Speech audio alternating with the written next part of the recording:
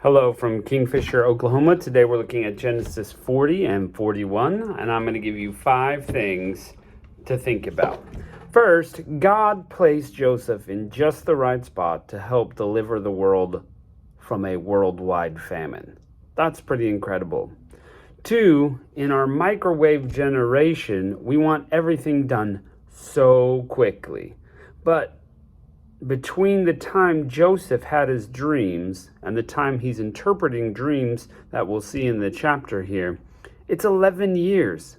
11 years of patience, 11 years of Joseph feeling like his life is just getting steadily worse. And we can't handle things for 11 days. Wow. Is anybody out there's life feeling like 11 years of just difficulty? Well, if you're in the right spot with God, don't give up. Number 3, Joseph stayed faithful for those 11 years. And 2 more to come. So 13 total years he stays faithful to God before his life gets better. So if we're looking at our bad circumstances and we just give up and start making bad choices, we may never get to that good spot that God has asked us to get to.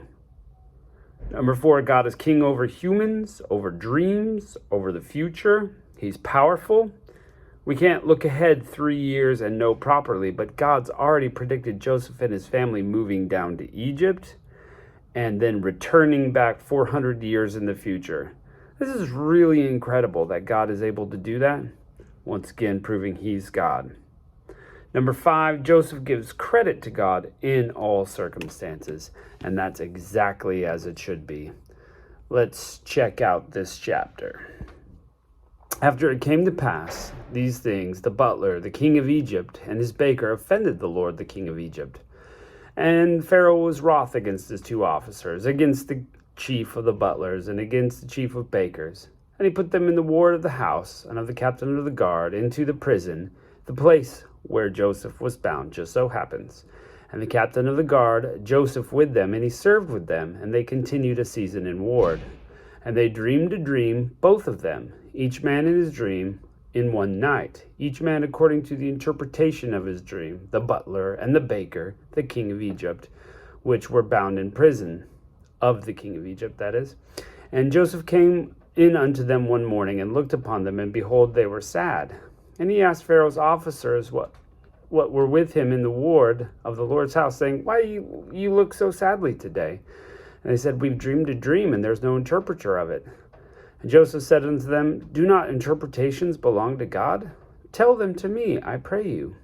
And the chief butler told his dream to Joseph, and they said to him, In my dream, behold, a vine was before me, and in the vine were 3 branches, as though it budded, and her blossoms shot forth, and the clusters thereof brought forth ripe grapes. And Pharaoh's cup was in my hand, and I took the grapes, and pressed them into Pharaoh's cup, and I gave the cup into Pharaoh's hand. And Joseph said, This is the interpretation of it. The 3 branches are 3 days. Yet within 3 days shall Pharaoh lift up thine head, and restore thee unto thy place, and thou shalt deliver Pharaoh's cup into his hand, after the former manner when thou wast his butler. But think on me when it go well with thee, and shew kindness, I pray thee, unto me, and make mention unto me to Pharaoh, to bring me out of this house. For indeed I was stolen out of the land of the Hebrews, and I've done nothing, and they put me into this dungeon. Then the chief baker saw the interpretation was good. He said to Joseph, I also was in a dream, and I had 3 white baskets on my head. And in the uppermost basket there was all manner of baker meats for Pharaoh, and the birds did eat out of the basket on my head. And Joseph answered and said, This is the interpretation thereof. The 3 baskets are 3 days. Yet within 3 days shall Pharaoh lift thy head up off of thee, and shall hang thee on a tree, and the birds shall eat thy flesh off of thee. And it came to pass the 3rd day, which was Pharaoh's birthday, that he made a feast unto all his servants, and he lifted up the head of the chief butler and of the chief baker among his servants. And he restored the chief butler unto his butlership again, and he gave the cup into Pharaoh's hand. But he hanged the chief baker, as Joseph had interpreted to them. Yet did not the chief butler remember Joseph, but forgot him. And it came to pass at the end of 2 full years that Pharaoh dreamed, and behold, he stood by the river. And behold, there came up out of the river seven well-favored kine, which are cows, and fat-fleshed, and they fed in a meadow. And behold, 7 other kine came up after them out of the river, ill-favored and lean-fleshed, and stood by the other kine on the brink of the river. And the ill-favored and lean-fleshed kine did eat up the 7 well-favored and fat kine. So Pharaoh awoke, and he slept and dreamed a second time, and behold, 7 ears of corn came up, one stalk, rank and good. And behold, 7 thin ears and blasted with the east wind sprung up after them. And the thin ears devoured the 7 rank and full ears. And Pharaoh awoke, and behold, it was a dream. And it came to pass in the morning that the spirit was troubled, his spirit. And he sent and called for the magicians of Egypt, and all the wise men thereof. And Pharaoh told them his dream, but there was none who could interpret them unto Pharaoh. Then spake the chief butler unto Pharaoh, saying, I do remember my faults this day. And Pharaoh was wroth with his servants, and put me in the ward of the captain of the guard's house, both me and the chief baker. And we dreamed a dream in one night, I and he, and we dreamed each man according to the interpretation of his dream. And there was a young man with us, a Hebrew, servant to the captain of the guard, and we told him, and he interpreted our dreams to us. To each man according to the dream he did interpret. And it came to pass, as he interpreted to us, so it was. Me he restored unto my office, and him he hanged. Then Pharaoh sent and called Joseph, and brought him hastily out of the dungeon, and he shaved himself, and changed his raiment, and came unto Pharaoh. And Pharaoh said unto Joseph, I have dreamed a dream, and there is none that can interpret it. And I have heard to say of thee that thou canst understand and interpret the dreams. And Joseph answered to Pharaoh, saying, It is not in me. God shall give Pharaoh an answer of peace. And Pharaoh said unto Joseph, In my dream, behold, I stood on the bank of a river, and behold, there came out of the river 7 kine, fat-fleshed and well-favored, and they fed in a meadow. And behold, 7 other kine came up after them, poor and very ill-favored and lean-fleshed, such as I never saw in the land of Egypt for badness. And the lean and ill-favored kine did eat up the flesh of the first 7 kine. And when they had eaten up, it could not be known that they had eaten them, but they were still ill-favored as at the beginning. And so I awoke.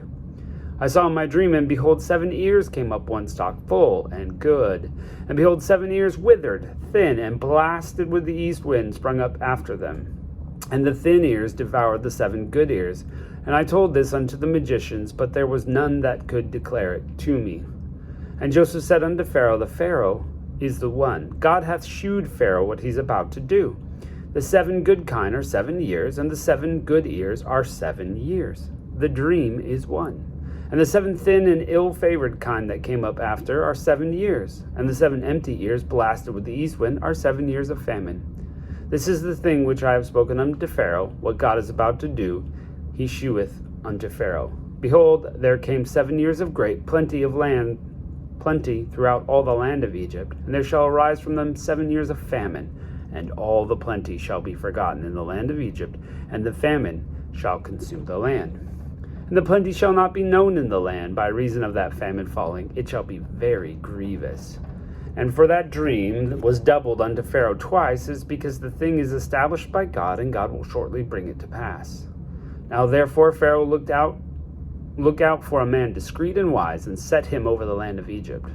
Let Pharaoh do this, and let him appoint officers over the land to take up a 5th part of the land of Egypt in the 7 plenteous years. Let them gather all the food, all these good years to come, and lay up corn under the hand of Pharaoh, and let them keep food in the cities. And that food shall be store and set up in the land for 7 years of famine, which shall be in the land of Egypt, and that the land will not perish through the famine. And the thing was good in the eyes of Pharaoh, and good in all the eyes of the servants. And Pharaoh said unto his servants, Can we find such a one as this? There is no a man in whom is the Spirit of God? And Pharaoh said unto Joseph, Forasmuch as God has shewed thee all this, there is none so discreet and wise as thou art. Thou shalt be over my house, and according to thy word shall all my people be ruled. Only in the throne will I be greater than thou. And Pharaoh said unto Joseph, See, I've set thee over the land of Egypt. And Pharaoh took off his ring from his hand, and put it on Joseph's hand, and arrayed him in vestures of fine linen, and put a gold chain about his neck. And he made him to ride in the 2nd chariot which he had, and they cried before him, Bow the knee. And they made him ruler over all Egypt. And Pharaoh said to Joseph, I am Pharaoh, and without thee shall no man lift up his hand or foot in all of Egypt.